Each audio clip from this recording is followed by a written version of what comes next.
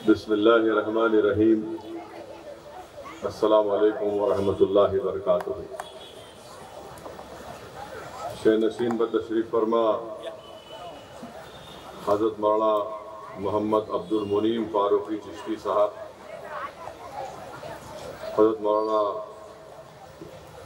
तैयब साहब, हज़रत मौलाना तजम्मुल अहमद साहब, मोहतरम जनाब पाशा भाई साहब, मोहतरम जनाब कौसर मोहिउद्दीन साहब रुकन असम्बली हल्क़े हाज़ा, शहनशीन पर तशरीफ़ फरमा मोअज़्ज़िज़ उलमा इकराम, मशाइख़ीन उज़्ज़ाम, बुज़ुर्गान मिल्लत, मेरी इज़्ज़तदार माँ और बहनों और मेरे गयूर नौजवान साथियों, अज़ीज़ान मिल्लत, मैं अपनी मसरूफ़ियत की बिना पर ज़्यादा देर मैं आपके दरमियान में खड़े होकर तकरीर नहीं कर पाऊँगा। इसीलिए मैं ये समझता हूँ कि जश्न रहमतुल आलमीन सल्लल्लाहु अलैहि वसल्लम में शिरकत करना मेरे लिए एक बाइज़ मसरत भी है और हम तमाम के लिए बल्कि सारे आलम के लिए अल्लाह के रसूल सल्लल्लाहु अलैहि वसल्लम की तशरीफ़ आवरी उलमा इकराम ने ये तशरीफ़ फरमाई कि इस माह मुबारक का बहुत बड़ा बुलंद मर्तबा है। बल्कि उलमा इकराम ने यह भी लिखा कि इस माह मुबारक का मर्तबा माह रमज़ान से भी बड़ा है, इसलिए कि रमज़ान करीम में अल्लाह सुब्हानहू व तआला ने कुरान करीम को नाजिल किया, तो इस माह रब्बीउल अव्वल में साहिब कुरान तशरीफ़ लाए। मेरे अजीज़ दोस्तों और बुजुर्गों, अगर हमको ईमान और कुरान मिला है तो सदका है नबी करीम सल्लल्लाहु अलैहि वसल्लम का। बल्कि अगर कायनात में अल्लाह अपने हबीब मोहम्मद मुस्तफ़ा सल्लल्लाहु अलैहि वसल्लम को नहीं भेजता तो कायनात का ज़र्रा भी हमारे वजूद में नहीं आता। हदीस कुदसी है कि अल्लाह सुब्हानहू व तआला फरमाता है कि मेरे महबूब अगर आप ना होते तो मैं अपनी रबूबियत को भी जाहिर नहीं करता। अज़ीज़ान मिल्लत इस्लामिया, उलमा इकराम ने लिखा कि अल्लाह सुब्हानहू व तआला ने कुरान करीम में उस आयत का तर्जुमा उलमा इकराम ने किया कि अल्लाह फरमा रहा है कि अगर तुम मेरी नेमतों का शुमार करना चाहो तो नहीं कर पाओगे। अल्लाह सुब्हानहू व तआला ने इंसान को बेशुमार नेमतों से नवाजा। अल्लाह ने इंसान को आँख दिए, हाथ और पैर दिए, दिमाग दिया, कान दिए, नाक दिया। ये ऐसी चीजें हैं कि सारी कायनात इसकी कीमत नहीं बन सकती। और फिर अल्लाह कुरान करीम में फरमा रहा है कि तुम अगर मेरी नेमतों का शुमार करना चाहो तो नहीं कर पाओगे। अल्लाह ये नहीं कह रहा है कि मैंने तुमको ये तमाम चीजें देकर तुम पर एक बहुत बड़ा एहसान किया। और उलमा कराम ने कुरान करीम की इस आयत का तर्जुमा किया कि अल्लाह ने जब अपने हबीब को इस कायनात में पैदा किया तो अल्लाह कुरान में फरमा रहा है कि अल्लाह ने मोमिनों पर एक बहुत बड़ा एहसान किया और उनमें एक अज़मत वाले रसूल को भेजा। तो मेरे अजीज दोस्तों और बुजुर्गों, मैं आप तमाम को जश्न रहमतुल आलमीन सल्लल्लाहु अलैहि वसल्लम और ईद मिलादुन नबी की मुबारकबाद पेश करता हूँ। और ये हम तमाम के लिए बड़ी फ़ख्र और खुशकिस्मती की बात है कि अल्लाह ने हमको मोहम्मद मुस्तफ़ा सल्लल्लाहु अलैहि वसल्लम का उम्मती बनाया। मेरे अजीज दोस्तों और बुजुर्गों, एक सहाबी रसूल सल्लल्लाहु अलैहि वसल्लम ने अल्लाह के रसूल सल्लल्लाहु अलैहि वसल्लम से ये पूछा कि या रसूलुल्लाह सल्लल्लाहु अलैहि वसल्लम, क्या हम आपको क़यामत के मैदान में भी पाएंगे? तो अल्लाह के रसूल सल्लल्लाहु अलैहि वसल्लम ने फरमाया कि हाँ, तुम मुझे 3 मुकामात पर पाओगे। उस साहब रसूल सल्लल्लाहु अलैहि वसल्लम ने पूछा कि या रसूलल्लाह सल्लल्लाहु अलैहि वसल्लम, वो पहली कौन सी जगह होगी? जहां पर हम आपको क़यामत के दिन पाएंगे। रहमतुल्लिल आलमीन सल्लल्लाहु अलैहि वसल्लम ने इरशाद फरमाया कि मेरी उम्मत प्यासी होगी, मैं आबे कौसर पर रहूंगा और मैं उनकी प्यास को बुझाऊंगा। रहमतुल्लिल आलमीन सल्लल्लाहु अलैहि वसल्लम ने इरशाद फरमाया कि मेरी उम्मत पुले सिरात से गुजरेगी, जिब्राइल अमीन अपने पर बिछाए होंगे और मैं अल्लाह से दुआ करूंगा कि अल्लाह मेरी उम्मत को सलामती से गुजार दे। फिर साहब रसूल सल्लल्लाहु अलैहि वसल्लम पूछा, रसूलुल्लाह सल्लल्लाहु अलैहि वसल्लम वो तीसरी जगह कौन सी होगी जहां पर हम आपको पाएंगे? तो मोहम्मद मुस्तफ़ा सल्लल्लाहु अलैहि वसल्लम ने इरशाद फरमाया, रसूलुल्लाह सल्लल्लाहु अलैहि वसल्लम ने इरशाद फरमाया, पुल सिरात का जिक्र किया। और जब अल्लाह के रसूल सल्लल्लाहु अलैहि वसल्लम ने कहा कि मैं अल्लाह से दुआ करूंगा कि अल्लाह मेरी उम्मत को सलामती से गुजार दे, तो यहाँ पर किसी एक आशिक ने बड़ा खूब कहा कि रजा पुल से वज करके गुजरिए कि है रब्बे सल्लिम सदाए मोहम्मद। मेरे अजीज दोस्तों और बुजुर्गों, वो तीसरी जगह आक़ाए दो आलम सल्लल्लाहु अलैहि वसल्लम ने फरमाया कि जहां पर मेरी उम्मत के आमाल तोले जाएंगे और अगर मेरे उम्मती के आमाल में कमी होगी तो मैं उसकी कमी को पूरा कर दूंगा। अज़ीज़ान मिल्लत, ये अल्लाह का बहुत बड़ा करम और फजल है कि अल्लाह सुब्हानहू व तआला ने हमको रसूलुल्लाह सल्लल्लाहु अलैहि वसल्लम को उम्मती बनाकर भेजा। हजरत अबू मूसा अशअरी रज़ियल्लाहु तआला अन्हु से रिवायत है कि अल्लाह के रसूल सल्लल्लाहु अलैहि वसल्लम ने फरमाया कि अल्लाह ने मुझे दो दुआएं दी। एक ये थी कि मैं अपनी सारी आदि उम्मत की मग़फ़िरत करा लूं, या फिर मैं अपनी उम्मत की हर उम्मती के लिए अल्लाह से मग़फ़िरत मांगूं। तो अल्लाह के रसूल सल्लल्लाहु अलैहि वसल्लम ने कहा कि मैंने अपनी इस दुआ को क़यामत तक के लिए अपनी उम्मत के लिए उठा के रखा हूं और मैं अपनी उम्मती के मग़फ़िरत के लिए, शिफात के लिए इस दुआ को इस्तेमाल करूंगा। इसीलिए कुरान करीम की सूरह दुहा की 5वीं आयत है कि वला सौफ़ युअतीका रब्बुका फतरदा, कि अल्लाह फरमा रहा है कि महबूब हम आपको सल्लल्लाहु अलैहि वसल्लम आपको इतना देंगे कि आप राजी हो जाएंगे। इमाम आलूसी रहमतुल्लाह अलैह लिखते हैं कि किसी इराक के किसी शख्स ने जाकर इमाम बाखर, इमाम ज़ैनुल आबिदीन के फर्जंद से पूछा कि इमाम बाखर क्या ये शिफात की दुआ सच है? तो इमाम बाखर ने कहा कि मैंने हजरत अली से ये रिवायत बयान की हदीस की कि अल्लाह के रसूल सल्लल्लाहु अलैहि वसल्लम दुआ कर रहे थे और ज़ारो ख़तार आंख से आंसू बह रहे थे रसूलुल्लाह सल्लल्लाहु अलैहि वसल्लम की आंख से कि अल्लाह मेरी उम्मत की मग़फ़िरत कर दे, मेरी उम्मत की मग़फ़िरत कर दे। तो अल्लाह ने जिब्रील अलैहिस्सलाम को भेजा कर कहा कि मेरे हबीब से कह दो कि मैं तुमको इतना दूंगा कि तुम राजी हो जाओगे। एक और हदीस शरीफ रिवायत आई, इमाम आलूसी लिखते हैं रहमतुल्लाह अलैह कि अल्लाह के रसूल सल्लल्लाहु अलैहि वसल्लम ने कुरान की आयत पढ़ी जो हज़रत ईसा अलैहिस्सलाम ने कहा था कि अल्लाह ये तेरी उम्मत है, तू अगर चाहे तो इन पर तो इनको सजा दे दे। तो अल्लाह के रसूल सल्लल्लाहु अलैहि वसल्लम की आंख से आंसू निकलना शुरू हो गए कि अल्लाह मेरी उम्मत, मेरी उम्मत, मेरी उम्मत। मेरे अजीज दोस्तों और बुजुर्गों, इसीलिए मैंने कहा कि हम बड़े खुशकिस्मत हैं कि अल्लाह के रसूल सल्लल्लाहु अलैहि वसल्लम के हम उम्मती हैं।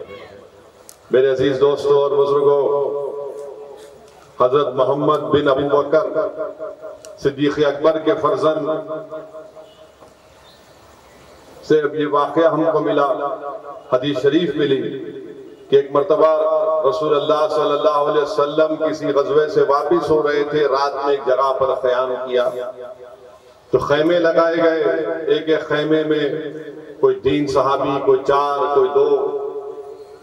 तो नमाज मगरिब के बाद रसूलुल्लाह सल्लल्लाहु अलैहि वसल्लम की इमामत में नमाज मगरिब अदा की गई। उसके बाद एक सहाबी रसूल सल्लल्लाहु अलैहि वसल्लम थे, बड़े मोटे ताजे थे। बहुत मोटे ताजे थे। तो सब रसूलुल्लाह सल्लल्लाहु अलैहि वसल्लम से जाकर दस्ते मुबारक को बोसा दे रहे थे। तो ये सहाबी रसूल सल्लल्लाहु अलैहि वसल्लम रहमतुल आलमीन सल्लल्लाहु अलैहि वसल्लम के चेहरे मुबारक पर नजर डाली और जोश मोहब्बत पैदा हो गया और खरीद गए। उस जमाने में लकड़ियों की जूतियां पहनते थे और रसूलुल्लाह सल्लल्लाहु अलैहि वसल्लम अपने खद मुबारक में नालैन शरीफ नहीं पहने थे। ये सहाबी रसूल जो मोटे ताजे थे, जज्बात में जोश में रसूलुल्लाह सल्लल्लाहु अलैहि वसल्लम के इतना करीब हो गए कि अपना पैर रसूलुल्लाह सल्लल्लाहु अलैहि वसल्लम के कद मुबारक पर रख दिया और हाथ नहीं छोड़ रहे थे, चूम रहे थे। तो अल्लाह के रसूल सल्लल्लाहु अलैहि वसल्लम को तकलीफ हुई तो रसूलुल्लाह सल्लल्लाहु अलैहि वसल्लम ने अपनी छड़ी से उस सहाबी रसूल के पेट पर चुभाई कि मुझे तकलीफ हो रही है। वो जब उनको ख्याल आया कि ये मुझसे मैंने ये कर दिया तो निदामत किए, बहुत परेशान हो गए। फिर रात में जब वापिस गए तो खूब रात भर रोए कि मुझसे क्या हो गया, मुझसे ये क्या हो गया। रात हो गई, इशा की नमाज पढ़कर दिल्ली चले गए तो रात भर रोते रहे कि मैंने ये क्या कर दिया रहमतुल आलमीन सल्लल्लाहु अलैहि वसल्लम से। तो फजर से पहले सहरी के वक्त हजरत बिलाल उस खैमे पर आते हैं और आकर पूछते हैं कि वो शख्स कहाँ है, वो सहाबी रसूल कहाँ है जिसने कल रसूलुल्लाह सल्लल्लाहु अलैहि वसल्लम के खत्मों को दबा दिया था। अब ये और कांपते हैं, थरथराते हैं कि कहीं अल्लाह ने मेरे ताल्लुक से कुरान की आयत तो नाजिल नहीं कर दी। वो सिद्दीक अकबर के फर्जंद से कहते हैं कि आप अपने वालिद से कहकर मेरी सिफारिश करवाइए। हज़रत बिलाल कहते हैं कि अल्लाह के रसूल सल्लल्लाहु अलैहि वसल्लम ने तुम्हें बुलाया है। वो डरते हुए कांपते हुए रसूलुल्लाह सल्लल्लाहु अलैहि वसल्लम के पास गए तो अल्लाह के रसूल सल्लल्लाहु अलैहि वसल्लम ने ये फरमाया कि मैं तुमको ईशा में बुलाना चाह रहा था मगर शायद आप थके हुए थे, मगर मुझे मालूम है कि सही के वक्त आप उठेंगे तहज्जुद की नमाज के लिए, तो मैंने बुलाया।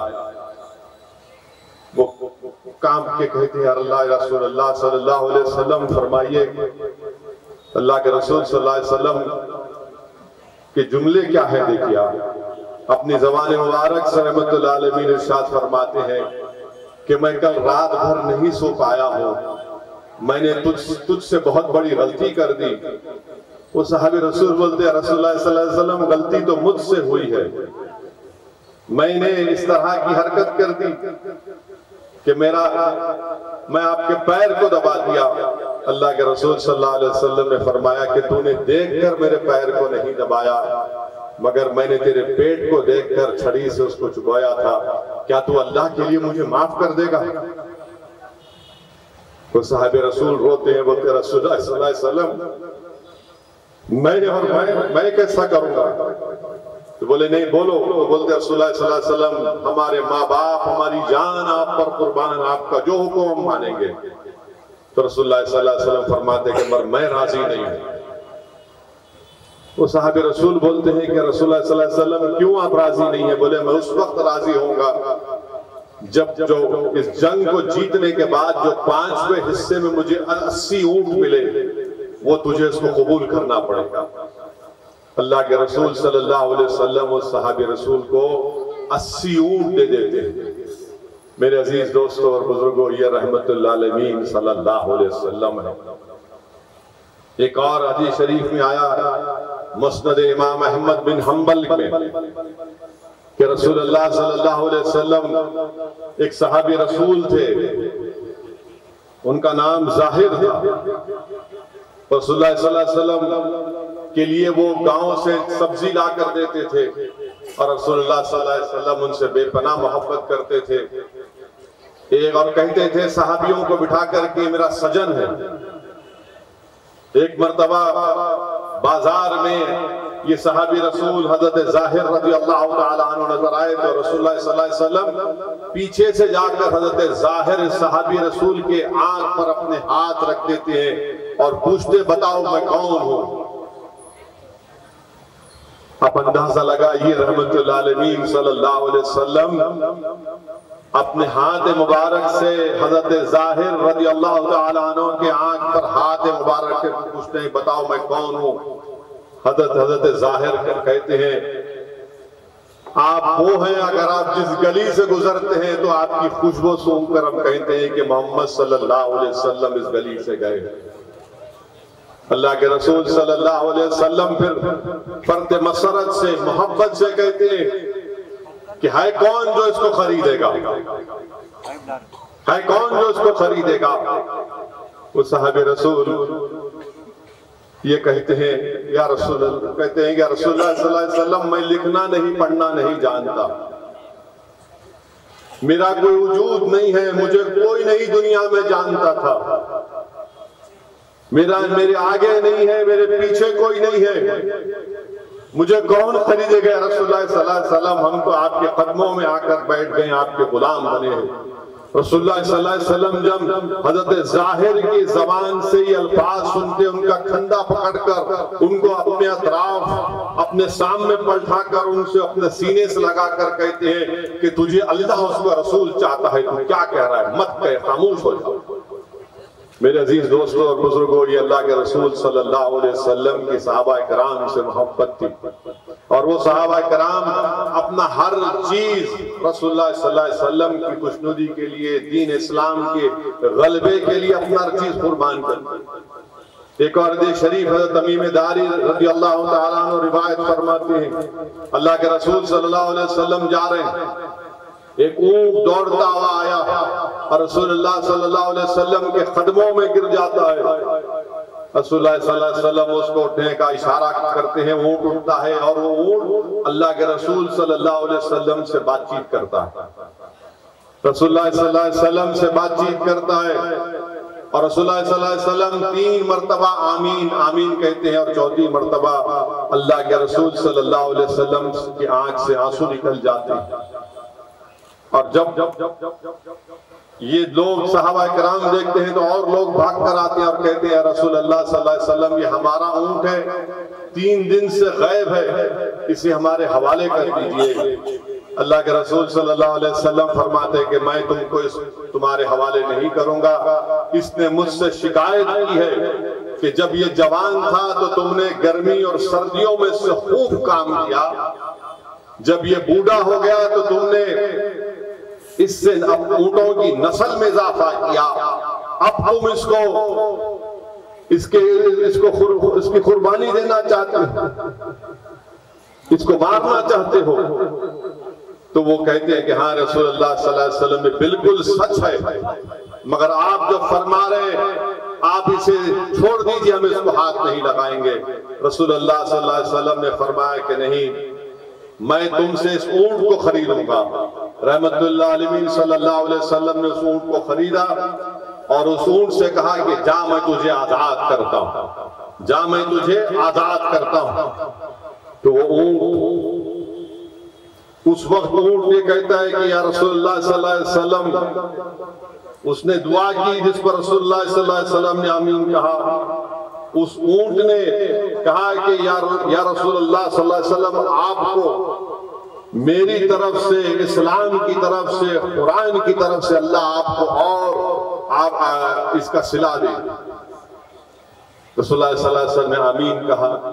दूसरी मर्तबा अल्लाह के रसूल सल्लल्लाहु अलैहि वसल्लम से ऊंट ने कहा कि आपने मेरा खौफ दूर किया, अल्लाह आपकी उम्मत से खौफ को दूर कर दे।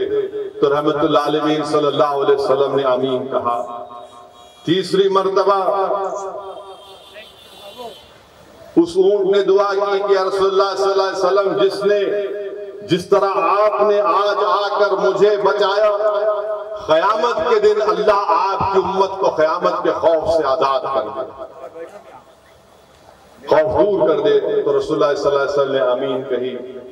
चौथी मर्तबा उसने कहा कि रसूलुल्लाह सल्लल्लाहु अलैहि वसल्लम, जिसने आज मेरा खून बचाया आपने, अल्लाह आपकी उम्मत का खून बचा दे। तो अल्लाह ने कहा कि मेरे महबूब, ये मशियत इलाही है, इस दुआ पर आमीन आप मत कहिए। तो मेरे अजीज दोस्तों और बुजुर्गों, रसूलुल्लाह सल्लल्लाहु अलैहि वसल्लम रहमतुल आलमीन है तमाम के लिए, इंसानों के लिए, जिनों के लिए, हर मखलूक के लिए, अल्लाह की मखलूक के लिए।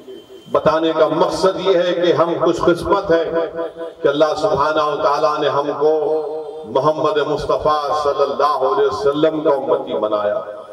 मेरे अजीज दोस्तों और बुजुर्गों, रसूलुल्लाह सल्लल्लाहु अलैहि वसल्लम के सहाबा किराम ने दीन इस्लाम के लिए अपना सब कुछ कुर्बान किया। क्या क्या परेशानियां, क्या क्या मुश्किलात का सामना नहीं किया।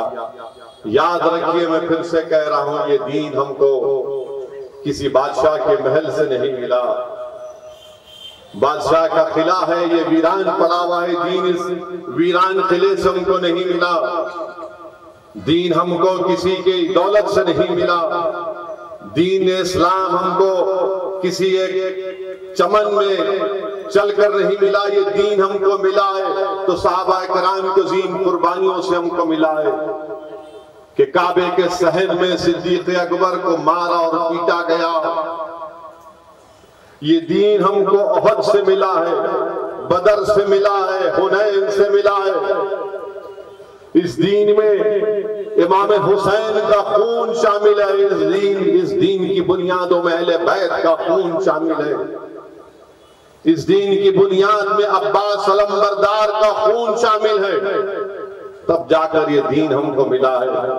तो मेरे अजीज दोस्तों और बुजुर्गों, आप और हम तमाम ये कोशिश करें कि हम अच्छे मुसलमान बने, अच्छे इंसान बने, नेकियों को अपनाएं, बुराई से दूर रहे, नमाजी बने, कुरान की तिलावत करें, गरीबों की, मिस्कीनों की मदद करें, पड़ोसियों से अच्छा बर्ताव करें, अपनी माँ से अच्छा बर्ताव करें, अपनी माँ से अच्छा बर्ताव करें, अपनी बीवियों से अच्छा सलूक करें। माँ बाप जिंदा हैं तो उनकी खिदमत करें, औलाद को अच्छी तरबियत करें, उनको नेक बनाए, काबिल बनाए, ताकतवर बनाए, हमारे महल्ले से बुराइयों का खात्मा करें। और याद रखिए, बल्कि मैं पूरे मुस्लिम सियासतदानों से अपील कर रहा हूं, याद रखो कभी भी तौहीद पर कॉम्प्रोमाइज नहीं करो। याद रखो दुनिया की कामयाबी के लिए तुम शिरक मत करो। तुम सियासत में हो तो याद रखो तौहीद के दायरे में रहकर अपनी सियासत करो। अगर तुम शिरक करोगे तो दुनिया में तुमको वक्तन कामयाबी मिल सकती है, मगर याद रखो आखिरत में कहीं नुकसान ना हो जाए।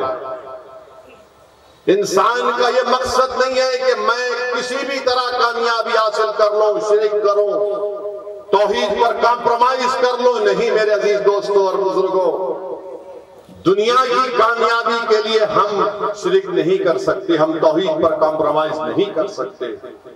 और याद रखो कुरान की आयत को कि जब रसूलुल्लाह सल्लल्लाहु अलैहि वसल्लम मक्का फतह करके गए और अपनी ज़बान मुबारक से मक्के में बुतों की तरफ इशारा करते थे कि खुल जाल क़ज़हकुल बातिल इन्नल बातिला काना ज़हुक़ा, तो बुत गिरते थे।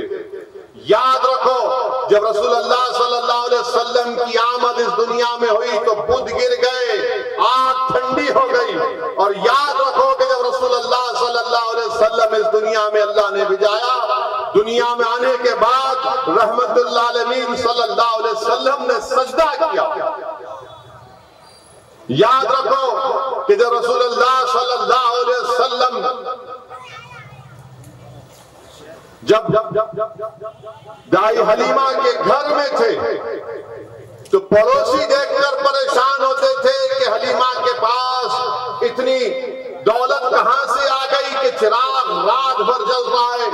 जब पड़ोसियों ने पूछा तो दाई हलीमा ने कहा कि नहीं नहीं, जब से ये नूर वाला आया है, हाँ मैं घर के किसी कोने में इसको लेकर जाती हूँ तो अल्लाह वहां पर नूर फैला देता है, रोशनी फैला देता है। तो मेरे अजीज दोस्तों और बुजुर्गों, इस बात का आपको ख्याल रखना है, क्योंकि ये मजलिस इत्तेहादुल मुस्लिमीन का एक जलसा है। मैं आपसे अपील भी करना चाहूंगा कि इलेक्शन आ रहे हैं, मेरी आपसे दबन गुजारिश है कि आप मजलिस इत्तेहादुल मुस्लिमीन को मजबूत करें। और अगर कोई किसी को एतराज होगा कि असदुद्दीन ओवैसी जश्न रहमतुल आलमीन सल्लल्लाहु अलैहि वसल्लम में सियासत की बात कर रहा है, तो दीवाने तुम सीरतुन नबी को नहीं पढ़े। अगर तुम सीरतुन नबी को पढ़ते तो तुमको मालूम होता। किसी शायर ने अच्छा कहा कि जुदा हो दीन से सियासत तो रह जाती है चंगेजी। तो मेरे अजीज दोस्तों और बुजुर्गों, जो हमारे मुखालिफीन मजलिस इत्तेहादुल मुस्लिमीन कहते हैं कि मजलिस इत्तेहादुल मुस्लिमीन ने क्या किया, तो मैं अवाम के दरमियान में खड़े होकर इस जलसे जश्न रहमतुल आलमीन सल्लल्लाहु अलैहि वसल्लम में आपको बता रहा हूं कि पिछले 10 साल में मुसलमानों के लिए pre post matric scholarship 14,445 crore रुपये पोस्ट मैट्रिक स्कॉलरशिप में मजलिस की नुमाइंदगी पर टीआरएस की हुकूमत ने मंजूर किए। रिइंबर्समेंट ऑफ ट्यूशन फीस 10 साल में 1625 करोड़। प्री मैट्रिक स्कॉलरशिप जो गवर्नमेंट ऑफ इंडिया के लेफ्ट ओवर थे उसमें 21 करोड़। चीफ मिनिस्टर की ओवरसीज स्कॉलरशिप में 521 करोड़, जिसमें 2,975 बच्चों को बेटियों को स्कॉलरशिप मिली। टिमरिस में 2,975 करोड़ मजलिस की नुमाइंदगी पर टीआरएस हुकूमत ने खर्चा किया। 1,35,000 मुस्लिम बच्चे और बच्चियां भी पढ़ रहे हैं। 6 साल में 80,000 मुस्लिम बच्चे और बच्चियां 12वीं जमात की तालीम मुकम्मल करके निकल चुकी हैं। 1,35,000 अभी पढ़ रही हैं। 80,000 6 बरस में 12वीं जमात मुकम्मल करके अल्हम्दुलिल्लाह निकली है। सेंटर फॉर एजुकेशन डेवलपमेंट में वेरियस इम्तिहानों की कोचिंग के 14 crore, minority study circle, civil service various group में 17 करोड़, यानी pre matric reimbursement of tuition fees, pre matric scholarship, CM overseas, TMREIS, CEDM, minority study circle को मिला लेंगे तो 10 साल में सिर्फ तालीम के ऊपर मजलिस इत्तेहादुल मुस्लिमीन की नुमाइंदगी पर के चंद्रशेखर राव ने 5,617 करोड़ रुपये खर्चा किए। 5,617 करोड़ रुपये। और कितने मुस्लिम बच्चे और बच्चियों को फायदा हुआ उसमें। इस 8 स्कीम में 27,34,628 बच्चियों मुस्लिम बच्चों को फायदा हुआ। 27,34,628 को 5,617 करोड़ खर्चा हुए। और मुखालिफीन मजलिस के पास इसका कोई जवाब नहीं। फिर अब आप आ जाइए शादी मुबारक में 10 साल में 2,225 करोड़ दिए गए हैं, जिसमें से करीब 2,65,931 हमारी बहनों की शादी के पैसों को दिए गए हैं। इमाम और मौजम का जिनको तनख्वाहें दी गई हैं, अब उसको बढ़ाकर 17,000 इमाम और मौजमों को तनख्वाह दी जा रही है। उसका बकाया है, वो मिल जाएगा इंशाअल्लाह। फिर ये 1 लाख का फाइनेंशियल एड है। और फिर आप देखते हैं कि तूर बैतुल माल जो था नामपल्ली के पास, वहां पर करीब 40 करोड़ की लागत से वो अनीसुल गुरबा की इमारत, अपनी शानदार इमारत को मजलिस इत्तेहादुल मुस्लिमीन की नुमाइंदगी पर बनाया गया। मेरे अजीज दोस्तों और बुजुर्गों, इसके बाद शहर हैदराबाद हो या तेलंगाना हो, यहाँ पर हमने अमन को मजबूत किया, फिरका परस्ती को बनने नहीं दिया, फसादात को होने से बचाया इस शहर को। और फिर आप ये भी जानते हैं कि फसादात तो नहीं होने दिया। हाँ, 2-3 जगह पर ऐसे हादसात हुए हैं जिसका हमको तकलीफ है, मगर मजमूई तौर पर तेलंगाना में कोई फसाद नहीं हुआ। ये काम मजलिस इत्तेहादुल मुस्लिमीन मुस्लिमीन ने किया, मजलिस के 7 MLA ने किया, और मुखालिफीन मजलिस के पास इसका कोई जवाब नहीं सिवाय इसके कि गाली दो, असदुद्दीन अवैसी को गाली दो। मेरे वीडियोस बनाकर डालते हैं, मेरे चेहरे को बिगाड़ देते हैं, मेरी टोपी को उतार कर मेरे माथे के ऊपर जो मैं अपना माथा अल्लाह की बारगाह में सजदे में गिराता हूं, अपने गुनाहों की भीख मांगता हूं, उस माथे पर निशान लगाती हैं। ये मुखालिफीन मजलिस इत्तेहादुल मुस्लिमीन के कारनामे क्या क्या बोले जाते हैं, मगर याद रखो मुझे इसका कोई असर नहीं होता। इसलिए नहीं होता कि रसूलुल्लाह सल्लल्लाहु अलैहि वसल्लम को ताइफ के सफर में क्या हुआ था।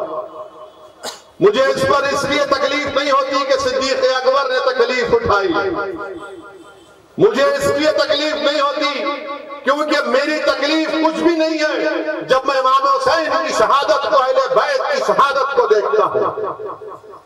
मेरे अजीज दोस्तों और बुजुर्गों, जंग मुअत्ता मेरे सामने है, अहद का मैदान हमारे सामने है, जंगे खंदक हमारे सामने है कि सहाबा एक पत्थर अपनी पेट पर बांधे हैं तो आका 2-2 पत्थर अपने पेट पर बांधे। मेरे अजीज दोस्तों और बुजुर्गों, मेरी आपसे सिर्फ यही अपील है, ये जमात आपकी है, जमात को और मजबूत करिए। लोग मजलिस पर, मजलिस के कायदीन पर जो चाहे अपनी जबान से कहे जाते हैं, मगर अल्हम्दुलिल्लाह अल्लाह का करम और फजल है, सदका नबी करीम सल्लल्लाहु अलैहि वसल्लम का, कि हम अपने मकसद में अटल है, हम अपनी काम में अटल है और हमारे पैरों को कोई डगमगा नहीं सकता, हमारे हौसलों में कभी कमी नहीं आएगी। तुम जितना हमको गाली दोगे, जितना तुम झूठ बोलोगे, उतना हमारा हौसला अज़म बढ़ेगा।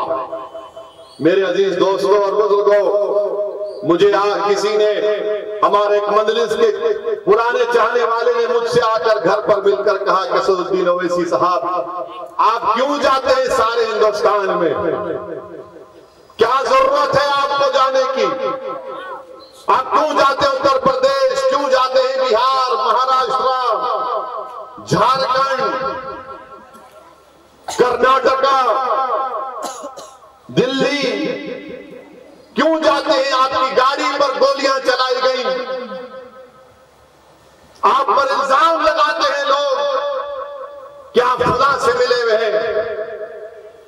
पुराने मजलिसी थे, सालार के दौर के बेहतरीन साथी थे, उन्होंने मुझसे आकर बड़ी हमदर्दी से मुझसे कहा, मेरा हाथ पकड़ कहा कि असद बाबा मत जाओ, बस करो, ये क्या बोलते हैं लोग। तो मैंने उनसे कहा कि आपकी हर बात को मैं अपने बड़ी इज्जत से अपनी निगाहों पर रखता हूं। मैंने उनसे कहा कि मैंने बहुत बड़े आलिम दीन से सुना कि इमाम हुसैन करबला क्यों गए थे, इमाम हुसैन करबला क्यों गए थे, इमाम हुसैन किस फिक्र में करबला को गए थे। मैंने उस पुराने हमारे मजलिस के कायद से कहा कि इमाम हुसैन एक फिक्र लेकर गए थे, इमाम हुसैन ने एक पैगाम दिया हम तमाम को कि जालिम के आगे नहीं झुकना, नाइंसाफी के खिलाफ आवाज उठाना, मजलूम का साथ देना, ताकत के आगे सर नहीं झुकाना, अपने हक के लिए सच्चा, अगर सच हो, हक पर हो तो लड़ो, मुकाबला करो। मैंने उनसे कहा कि यही चीज मेरे सामने है। उन्होंने कहा कि फिर से गोलियां चलेंगी। मैंने कहा मैं मरने तैयार हूं, खुदा की कसम खाकर कह रहा हूं कि मैं मरने तैयार हूं, अपनी जमात के लिए, गरीब और मजलूमों के लिए। मेरी जिंदगी की कोई कीमत नहीं है। ये अल्लाह का करम है कि अल्लाह ने मुझे रसूलुल्लाह सल्लल्लाहु अलैहि वसल्लम का उम्मती बनाया। ये अल्लाह का करम है कि अल्लाह ने मुझ जैसे बेकार को, नाकिस को मजलिस का एक सिपाही बनाया कि मैं आज मजलूम अवाम के लिए, मुसलमानों के लिए, गरीबों के इंसाफ के लिए कोने कोने में जाता हूं। वरना मुझ में क्या काबिलियत है। मैं भी हैदराबाद के गली कूचों में फिरने वाला एक नौजवान था, मुझे भी अंदाजा नहीं था कि अल्लाह मुझे यहां तक पहुंचाएगा। ये दुआ है मेरे माँ बाप की, मेरे मरहूम वालिद की। ये दुआ है औलिया अल्लाह के अहले दिल की। ये दुआ है उलमाए किराम के, जिनके हाथों को मैं बड़ी इज्जत से चूमता हूं। ये दुआ है जामे निजामिया के मरहूम हजरत ताहिर रज़वी साहब क़िबला रहमतुल्लाह अलैह की, शेखुल हदीस की, ख्वाजा शरीफ साहब रहमतुल्लाह अलैह के, बहुत बड़े बड़े उलमाए किराम के हाथ चूमता हूं और उनसे कहता हूं कि बस आप एक ही दुआ करो मेरे लिए, मेरे ईमान की सलामती के लिए। जो लोग आज मुझ पे इल्जाम लगाते, लगाओ, मुझे कोई फिक्र नहीं है, मगर याद रखो एक दिन जब मैदान होगा ना, जब अल्लाह सबका फैसला करेगा, राय बराबर चीज का फैसला करेगा, तुम जब तैयार रहना, तुम जब तैयार रहना, मुझे उसकी कोई फिक्र नहीं है। मेरे अजीज दोस्तों और बुजुर्गों, आज साले नगर कंचा में पिछले 4-5 दिन से मुख्तलिफ दौरे चल रहे तरक्याती कामों के। मैं जब किले गोलकुंडा में दाखिल हुआ तो मुझे याद आया कि बरसों पहले शायद सालारे मिल्लत के साथ मैं आता था, मेरी उम्र 12-13 साल की होगी। उस जमाने में जलसे रात के 3-3 बजे तक चलते थे। मुझे शायद याद आए, मेरे वालिद मरहूम याद आए। मैं बैठा था गाड़ी में, इंसान हूं मेरे भाई, जाहिर है जिसके वालिद नहीं होते दुनिया में, हर अगर बेटा होगा तो उसको बेटी होगी तो उसके अपने बाप माँ याद आए, मुझे भी याद आए। सालार की बातें दिमाग में आना शुरू हो गई। हम उतर कर इफ्तिदा कर रहे थे मजरा। आप जब अपने वालिदैन के वालिद को याद करते हैं तो थोड़ा आप खामोश हो जाते हैं। हम उतरे तो अचानक एक ज़ईफ बुजुर्ग को मैं देखा, मेरा हाथ पकड़ लिए, बोले अब तुम्हारे को नहीं छोड़ूंगा, मेरी दुकान पे चलो। और इतनी दुआएं दिए मुझे, इतनी दुआएं दिए कि अल्लाह तुम्हारे को सलामत रखे, अल्लाह तुम्हारी हिफाजत करे। मेरे भाई, वो मैं जानता नहीं कौन है वो शख्स, मगर मेरे दिल को चीर के रख दिए उनके अल्फाज, उनकी मोहब्बत, उनकी शफकत मेरे हौसले में इजाफा कर दिया, मेरे अज़म में इजाफा कर दिया कि ये बुजुर्ग अगर मेरे साथ है, इनकी दुआएं मेरे साथ है, तो मैं पहाड़ों से टकराऊंगा, डरूंगा नहीं कभी किसी से इंशाअल्लाह। मेरे अजीज दोस्तों और बुजुर्गों, ये मंजिल से इत्तेहादुल मुस्लिमीन की मोहब्बत है जिसको ये लोग समझ नहीं सकते। अरे तुम गाली दो, झूठ बोलो, जो करते कर लो, जब तक अल्लाह जिंदा रखेगा हम तमाम को, हम अपनी जमात के लिए काम करते रहेंगे। अब ये तेलंगाना का कांग्रेस का सदर चुमटी को भी पर निकल गए। अब ये बोल दिया कि असदुद्दीन ओवैसी का खानदान महाराष्ट्र से आए। अरे दीवाने, हम महाराष्ट्र से नहीं आए, हम बाबा आदम यहाँ पर आए तो उनके हमारे अब्बा उन्हों है, तो पूरा हिंदुस्तान हमारा है। बाबा आदम यहाँ आए तो अब्बा की जमीन में बेटे का हक नहीं होगा क्या? तुम कहां से आए बताओ? मैं तो बाबा आदम का निस्बत बता दिया, बोलो तुम कहां से आए, किधर से आए तुम? याद रखो, तुम मेरी जबान का मुकाबला नहीं कर सकोगे, मगर आपको बताने के लिए कह रहा हूं कि ये कांग्रेस का ये लीडर जो तेलंगाना की कांग्रेस का सदर है, इसकी जबान से निकलना कि ये तेलंगाना के नहीं है, ये आरएसएस की जबान है कि मुसलमान हिंदुस्तान के नहीं है, इस्लाम भारत का नहीं है, इस्लाम बाहर से आया। ये सोच है इसके सही इस जमात के सदर की, ये यहाँ के नहीं है, वो वहां के। यही तो आरएसएस गोलवालकर से लेकर पंडित दीनदयाल उपाध्याय से लेकर ये सब तो यही लिखे। क्या लिखा था गोलवालकर ने वी और नेशन ऑफ डिफाइन में? यही तो बात लिखी थी। आरएसएस के सर संचालक के बयानात पढ़ लो आप, पिछले 40 साल 50 साल पुराने। वो ये कहते हैं कि मुसलमान इस्लाम इस मुल्क का नहीं है, बाहर से आए, तो वही जबान में ये कह रहा है कबूतर। मगर याद रखो, तुम्हारी इन बातों से कोई फर्क नहीं पड़ेगा। हाँ, तुमने तुम्हारे दिल और दिमाग पर जो नफरत है मुसलमानों के लिए, तुमने जाहिर कर दिया। तेलंगाना के तमाम मुसलमानों को बता दिया कि तुम बोलोगे तो गोलवालकर की जबान में बोलोगे, तुम बोलोगे तो दीनदयाल उपाध्याय की जबान में बोलोगे, तुम बोलोगे तो आरएसएस की किताबों में जो जहर लिखा गया उसको तुम अपनी जबान से बोलोगे। तो याद रखो, हम आरएसएस से 70 साल से मुकाबला करते आ रहे हैं, तुम नहीं करे। और ये कौन था ये सदर इनका? 1999 में आपको याद होगा जब मरहूम सैयद सज्जाद असेंबली का इलेक्शन लड़े, ये कांग्रेस का सदर किशन रेड्डी के साथ काम कर रहा था बीजेपी के लिए। मैं देखा अपनी आंखों से इसको देखा मैंने। कहां पर? ये गुड्डी मलकापुर की मार्केट उस वक्त का इलाका कारवान में था, वहां पर फिर रहा था किशन रेड्डी के साथ। अब हमको बोल रहे हैं, हमको सबक याद रखो। तुम्हारा पूरा शिजरा हमारे पास है। तुम कब थे 1999 में? तुम्हारी जवानी में तुम एबीवीपी में थे, वहां से निकलकर तुम गए आरएसएस में थे, फिर तुम बीजेपी में आए, फिर बीजेपी में थे तो आरएसएस ने कहा कि नहीं अब तुम चंद्रुडू के पास चले जाओ जो जेल में है। तो चंद्रुडू के पास गए। जब चंद्रुडू का मामला खत्म हुआ तो कूद गए कांग्रेस में। तो कांग्रेस ऐसे लोगों को लेती है जो आरएसएस की जबान में बोलते हैं। तो मेरे अजीज दोस्तों और बुजुर्गों, मेरी आपसे ही गुजारिश है कि मजलिस इत्तेहादुल मुस्लिमीन को मजबूत रखिए। ये आपकी आवाज है, ये आपकी ताकत है। और बहुत सी चीजें आएंगी इलेक्शन के दौरान में। हमारे काम आपके सामने है, कारवान में तरक्याती काम आपके सामने है। हल्के असेंबली कारवान में 290 करोड़ की लागत से सीवरेज का काम हो रहा है और मुझे यकीन है कि जब ये काम पाए तकमील को पहुंचेगा इंशाअल्लाह, तो कारवान के 90% इलाकों में नई सीवरेज लाइन की वजह से गंदगी का खात्मा होगा। हमारे एमएलए, हमारे अराकीन, हमारे सदर मोतमदीन मेहनत कर रहे हैं कि और तरक्याती काम हो। मुझे यकीन है कि इंशाअल्लाह ताला वो तमाम काम पाए तकमील को पहुंचेंगे।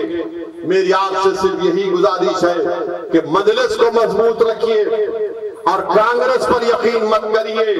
मैं देख चुका हूं कांग्रेस पूरे हिंदुस्तान में क्या किया। राजस्थान में आप देख लो कि जुनैद और नसीर को किडनैप करके लेकर चले जाते हैं, जिंदा जला दिया जाता है। जुनैद नसीर को जिंदा जला दिया जाता है और उसके बाद उनके घर वालों को सिर्फ मिलते हैं 15 लाख, अभी तक 5 लाख दिए।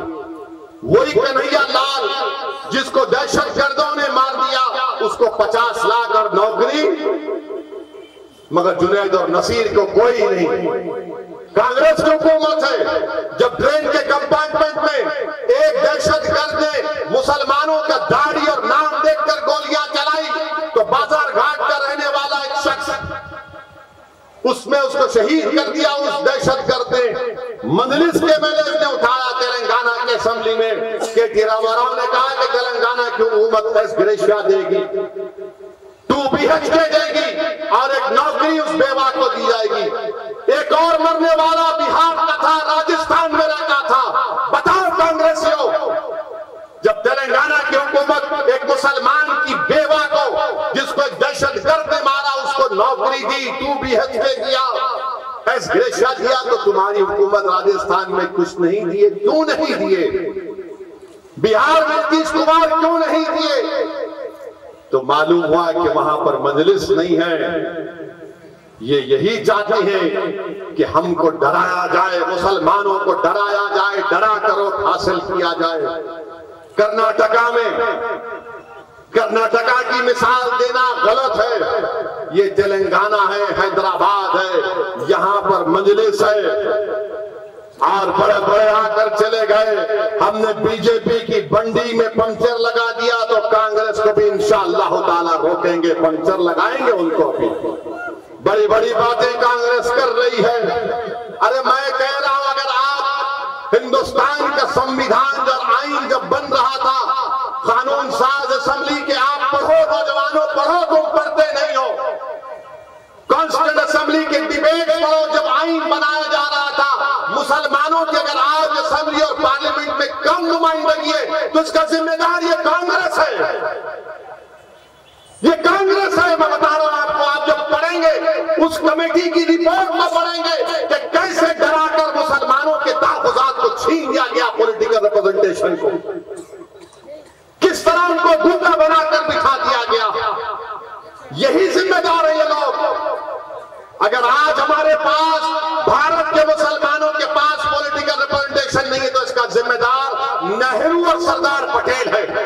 मैं जानता हूं कि मीडिया इसको उछालेगा, मगर चैलेंज के साथ कह रहा हूं, कॉन्स्टिट्यूंट असेंबली के डिबेट से किस तरीके से इनको धोखा दिया गया।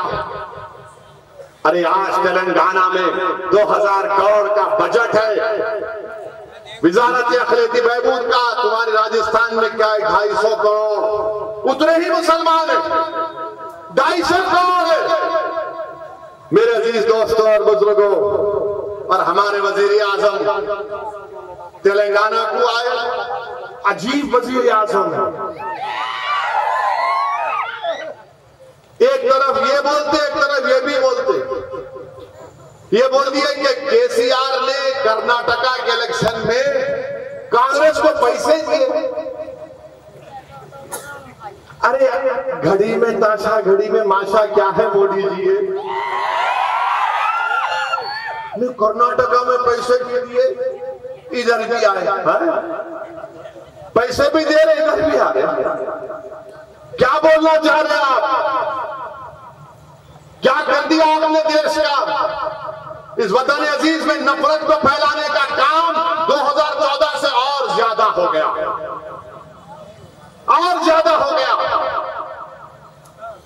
कहां मुसलमान बीजेपी में नजर ही नहीं आता, मगर वजीर आजम एक ही रट लगाते, सबका साथ, क्या क्या विकास विश्वास बोलते, कोई नजर नहीं आता बीजेपी में। एक मुस्लिम एमएलए नहीं है इनके पास, एक है शायद कहीं पर, एक मुस्लिम एमपी नहीं है लोकसभा में, मुस्लिम मिनिस्टर नहीं है। भारत की सियासत से मुसलमानों को गायब कर दिया बीजेपी ने। तो कांग्रेस भी अब डर रही है, जैसे सेकुलर पार्टियां डर रही हैं। नहीं जरा खामोश बैठो, खामोश बैठो, खामोश बैठो, खामोश बैठो, खामोश बैठना। हम खामोश बैठने को आए इस दुनिया में, हम खामोश बैठने को नहीं आए इस दुनिया में। हम लड़ाई लड़ने आए, अपना हक मनवाने आए इस दुनिया में। जो खामोश बैठेगा वो खत्म हो जाएगा, जो लड़ेगा वो जिंदा रहेगा।